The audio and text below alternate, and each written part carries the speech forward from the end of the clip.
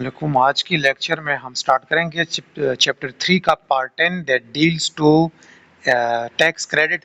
Dear, आपको पता होना चाहिए कि डिडक्टेबल अलाउंसेस और टैक्स क्रेडिट के दरमियान क्या फ़र्क है। इससे पहले हमने वीडियो बनाई थी जो डिडक्टेबल अलाउंसेस थे, part 9 of income tax ordinance 2001 deductible allowances हमने पढ़ी थी।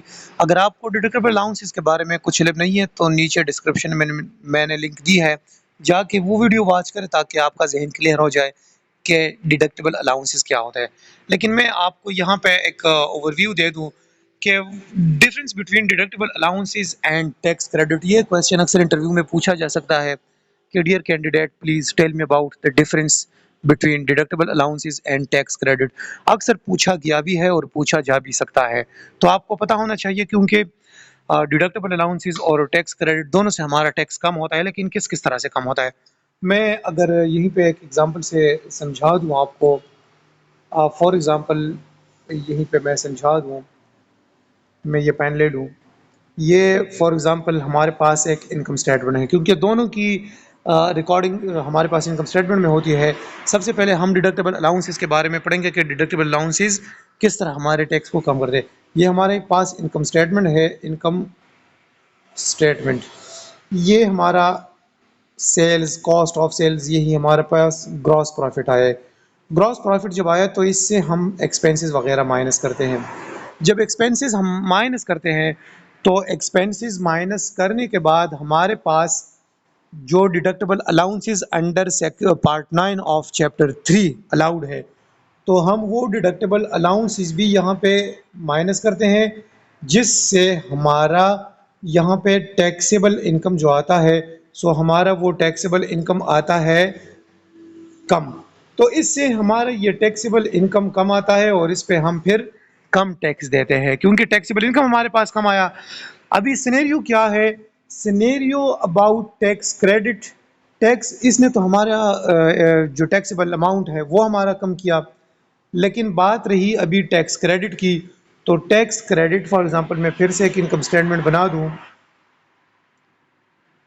ये हमारे पास इनकम स्टेटमेंट है, यहाँ पे हमारी कॉस्ट ऑफ सेल, सेल वगैरह, यहीं पे हमारा आ गया ग्रॉस प्रॉफिट। ग्रॉस प्रॉफिट के बाद सारी एक्सपेंसेस वगैरह हमने माइनस की और यहाँ पे हमारा आया फॉर एग्जांपल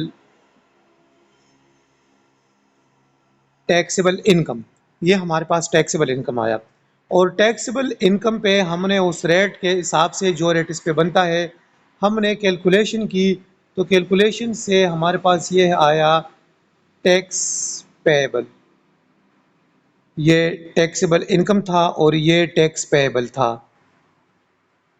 जब टैक्स पेएबल हमारे पास आया, ये तो हमने पे करना है। अभी अगर किसी बंदे को टैक्स क्रेडिट हासिल है तो टैक्स क्रेडिट हम इस जो टैक्स पेएबल है इससे हम माइनस करेंगे और लास्ट में फिर हमें एक अमाउंट निकल आएगा जो कि हमने वो टैक्स पे करना है। तो इन शॉर्ट में ये बता दूं, आपका आंसर ये होगा इंटरव्यूअर को कि सर, जो टैक्स डिडक्टेबल अलाउंसेस है वो हमारे टैक्सेबल इनकम को कम करता है, उसको टारगेट करता है।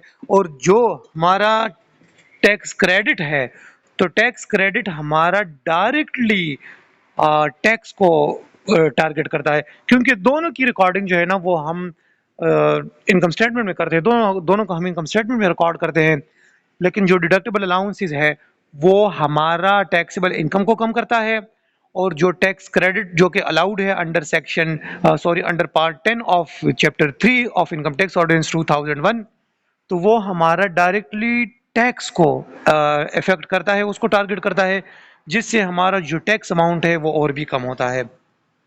अभी अकॉर्डिंग टू दिस सेक्शन यहाँ पे कहता है कि टैक्स क्रेडिट किस बंदे को अभी अलाउड है। टैक्स क्रेडिट अभी ऐसे बंदे को अलाउड है जो कि किसी चैरिटेबल, ये चैरिटेबल और डोनेशन के बारे में हम बात करते हैं और नहीं सिर्फ चैरिटेबल डोनेशन जो 61 को डील करता है, कि उस बंदे को हासिल है टैक्स क्रेडिट जो कि किसी चैरिटेबल ऑर्गेनाइजेशन, वेलफेयर ऑर्गेनाइजेशन, किसी एजुकेशनल बोर्ड, एजुकेशनल इंस्टीट्यूट, किसी हॉस्पिटल को, किसी रिलीफ फंड इस्टेब्लिश, ये कहता है फेडरल गवर्नमेंट और प्रोविंशियल गवर्नमेंट, जो कि किसी any non profit organisation, NGO वगैरह जो कि रजिस्टर्ड है गवर्नमेंट के पास, तो ऐसी ऑर्गेनाइजेशन को अगर वो कुछ चैरिटेबल पर्पस के लिए कुछ पैसे दे दे तो वो चैरिटेबल डोनेशन का टैक्स क्रेडिट वो ले सकता है, लेकिन वो पैसे किस तरह दे दे, उस पैसों के देने का भी एक तरीक़ेकार है कि वो थ्रू प्रॉपर चैनल उसको पैसे दे दे, यानी वो थ्रू क्रॉस चेक, कैश में नहीं अपने अकाउंट से थ्रू क्रॉस चेक उनके अकाउंट में ट्रांसफर करे और वो इदारा गवर्नमेंट के पास रजिस्टर्ड हो। ऐसा नहीं कि वो किसी एबीसी बंदे को दे दे और फिर वो टैक्स क्रेडिट क्लेम करे।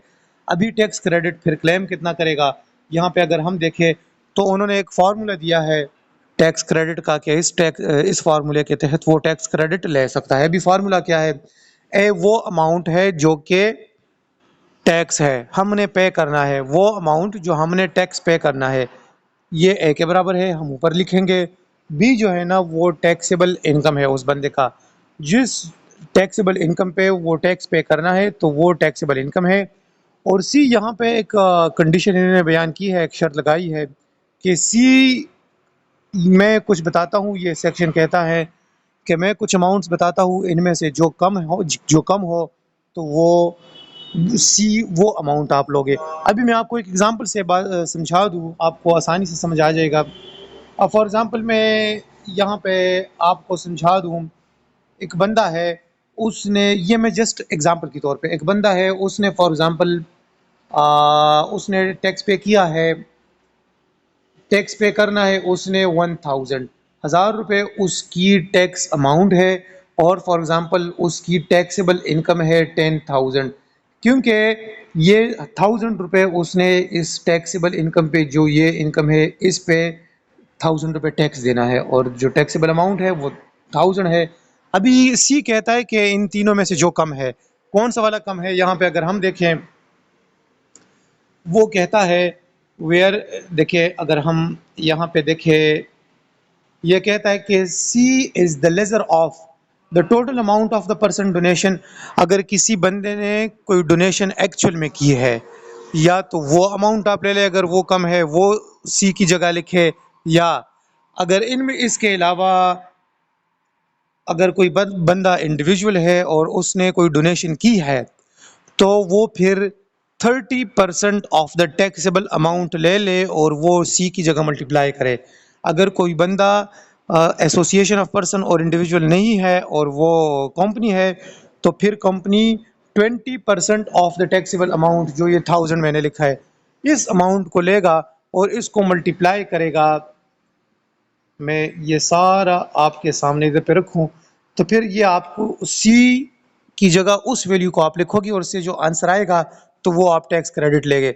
फॉर एग्जांपल एक बंदा है, जिस तरह कि मैंने कहा कि उसने 1000 तो टैक्स पे करना ही करना है, लेकिन उसको अभी डोनेशन की वजह से कितना टैक्स क्रेडिट हासिल होगा, तो 1000 उसका टैक्स है, 10,000 उसकी टैक्सेबल अमाउंट थी।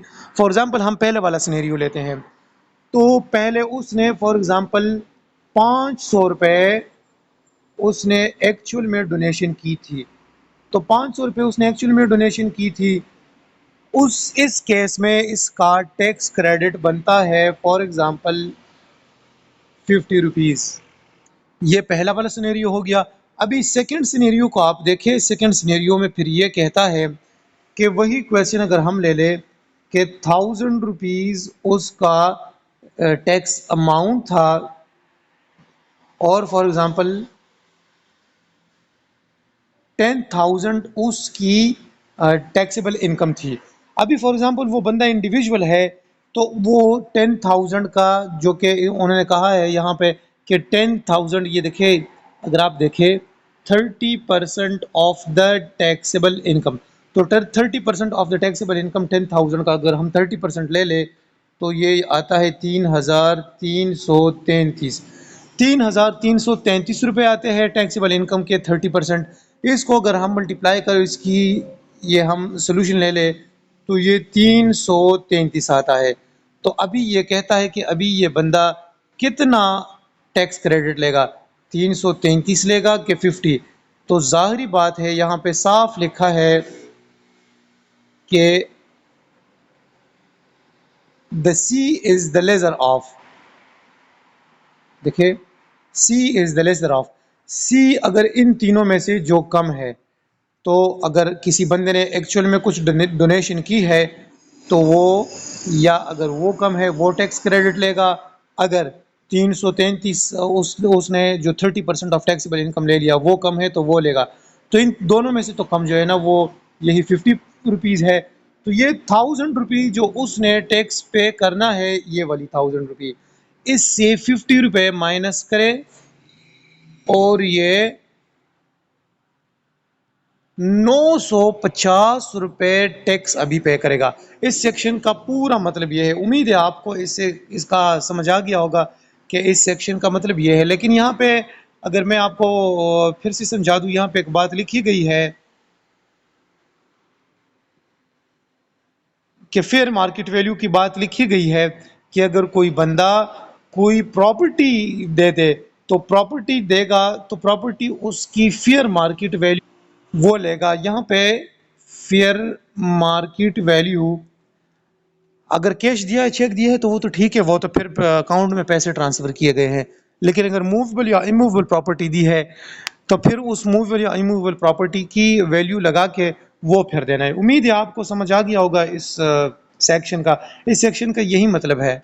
इससे पहले जो मैंने क्रॉस चेक की बात की, यहाँ पे ये क्लास 4 में कहता है ना के थ्रू क्रॉस चेक। तो दिस वाज अबाउट सेक्शन 61 जो कि चैरिटेबल डोनेशन के हवाले से था। तो क्वेश्चन उसमें अगर पूछा जाए आपसे इंटरव्यू में कि dear candidate tell me about the difference between taxable tax credit and deductible allowance, so ये आपने उसका बेहतर आंसर देना होगा। Thank you.